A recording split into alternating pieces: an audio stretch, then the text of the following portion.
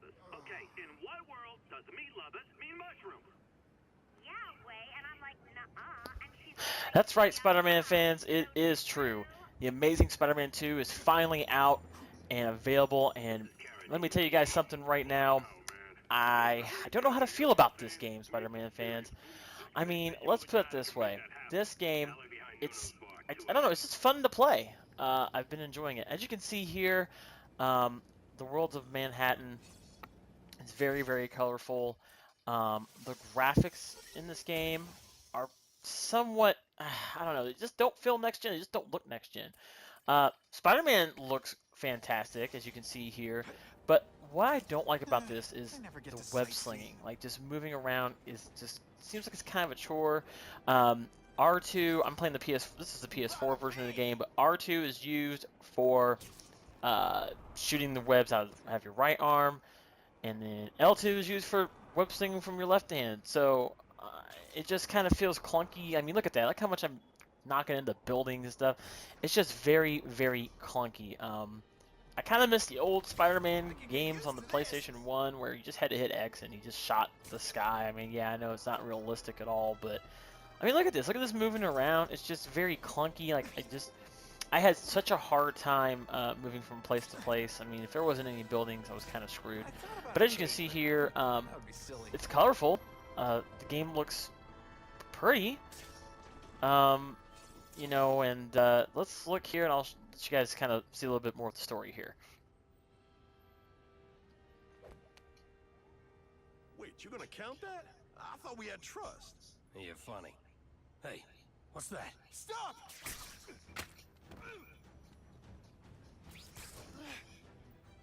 Come on! Move over! Hostage. Not good.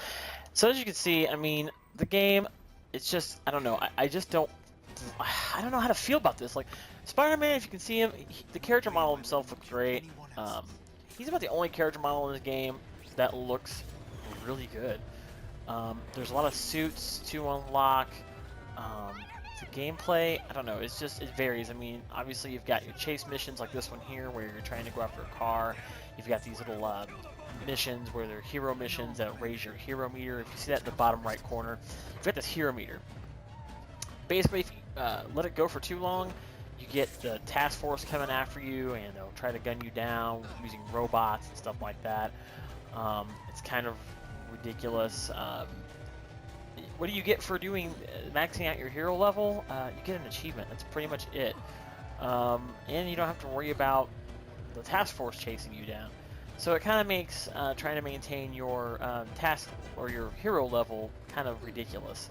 Also, this game does feature villains that we all know and love, like this one.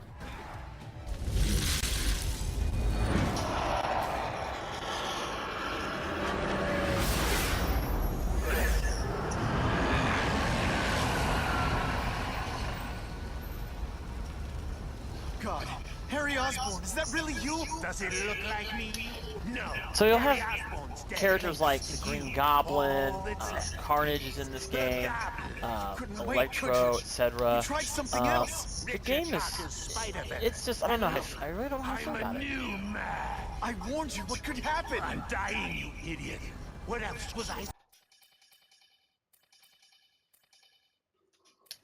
So, as you can see here, you can't upgrade Spider-Man. There are quite a few upgrades. There's also new suits you can unlock, as well as a lot of suits you can unlock.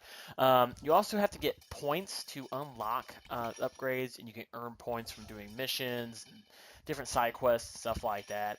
I don't know, I just feel like the upgrades are pretty limited. There's only like 4 or 5 different categories of, or I'm sorry, 6 or 7 categories of upgrades you can do, so I don't know, if upgrades are your thing, you'll be limited here.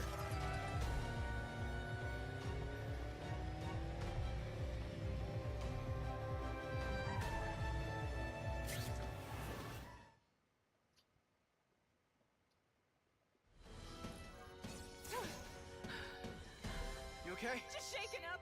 Get that psycho! No more hostages, Carradine. Just you and me. I promise, Uncle Ben. So all in all, everybody, Get away this time. Amazing Spider-Man 2 is, it's a game that, I don't know, just it'll keep you busy. It'll keep you occupied for a while. The game only has 14 story missions, which I was pretty upset about. I mean, for a big open world game like Can't have gotten Spider-Man, far. I really expected a lot more out of the story. The story just feels really rushed.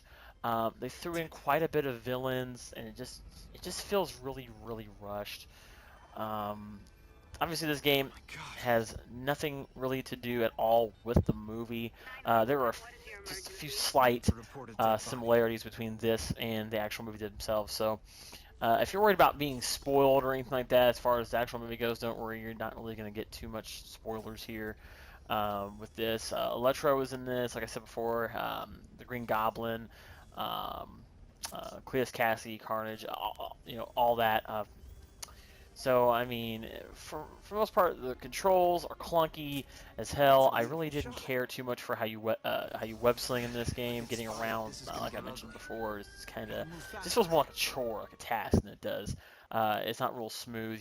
You'll find yourself banging into buildings, stuff like that. Unless you're a professional Spider-Man web slinger, you might be you might feel like it'd be a little bit more of an easier task. Now, the graphics in this game, like I said before, they just feel really last gen. Maybe even I'll go as far as say I don't want her to be somewhere alone between when she PS2 and does.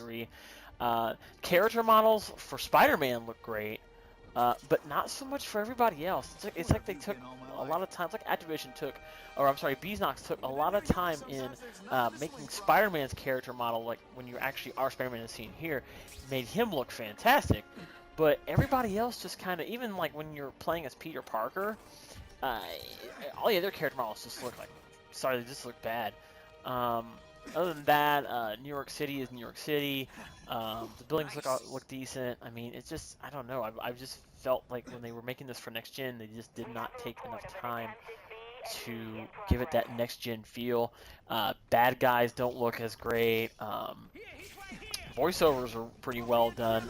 The one I really didn't care for was Green Goblin's voiceover was just bad. I mean, you heard a clip of that. I didn't really care for that too much. Spider-Man, the guy who voiceover for Spider-Man does a great job, I think, playing as Spider-Man. Everybody else's voiceovers, though, just, I don't know, maybe, I don't know, they just could have done better. I just feel like this was a really rushed Spider-Man game, and they just had to put a Amazing Spider-Man 2 game out in time for the movie.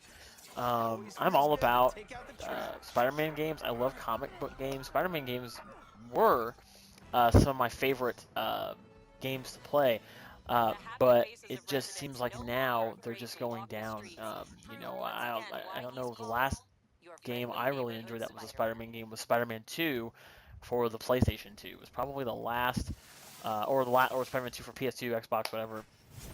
It's probably the last great Spider-Man game that I really enjoyed. And this one here just feels really rushed. And, there's a leveling system. Each suit, you can level up each suit. Each suit has its own, pluses to it. Some suits let you be stealthy. Others give you more health. Some give you more strength, etc. So, I mean, each suit does have its own special characteristics. You can level up each suit, by the way, too. I think like the max level to each suit is level 5. But other than that, I mean, this game really doesn't provide much in the form of replayability. I mean, I guess if you're one of those people who want to go and complete every single little thing, every little nook and cranny this game has to offer, more power to you. But it just gets really tedious after a while. There are suits, like I said, you can unlock. There's little missions that you have to sneak around, and they're all stealth missions. They're supposed to be stealth missions to unlock the suits for Spider-Man.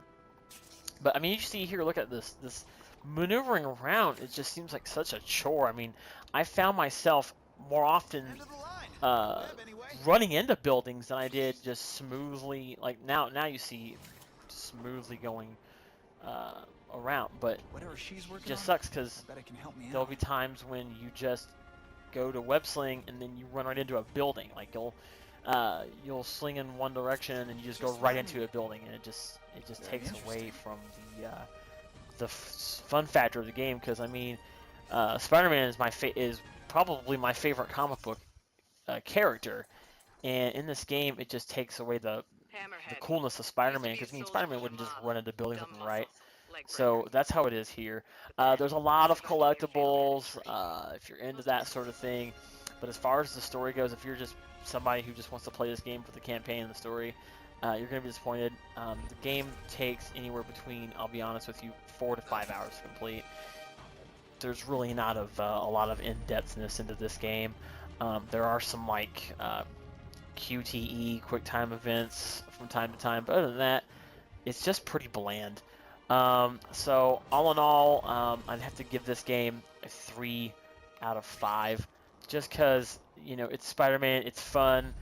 It is fun moving around from place to place, as tedious of a task as it is, from bumping around into buildings and stuff. But it's Spider-Man. It does have a pretty neat story. Story's pretty cool. Promised Aunt May I'd be home soon. It is a Better lot get different moving. from the movie, so no worries about any spoilers there. But the reasons why it's not higher rated than that is because just it's moving around is tedious.